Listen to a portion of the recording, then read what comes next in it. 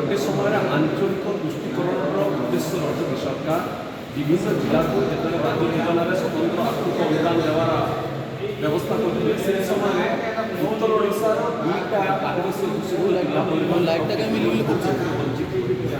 तेणु चतुर्दश विधानसभा समय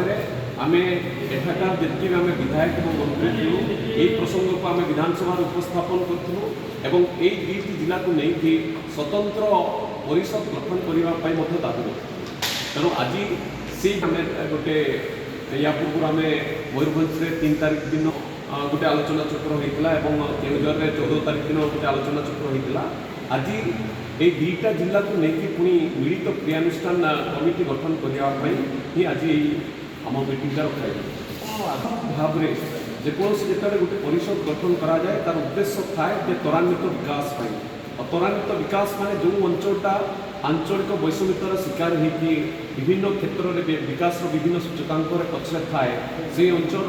त्वरान्वित विकास ही परिषद गठन कराए तेणु ये जो विकास परिषद गठन हो उत्तर ओडिशार जोटा भद्रक कि बालेश्वर जोटा अन्य जो अंचल अच्छी जोटा अनुसूचित अंचल हुए से अंचल तो निश्चित भाव में विकास क्षेत्र यथेष आगुआ अच्छा तेणु जब आम सहित मिसाए मूल उद्देश्यटा साधन हो पारे गंभीर हो तेणु आम चाहूना मुख्य भाव में से अंचलटा विकास परिषद में माने अंतर्भुक्त करा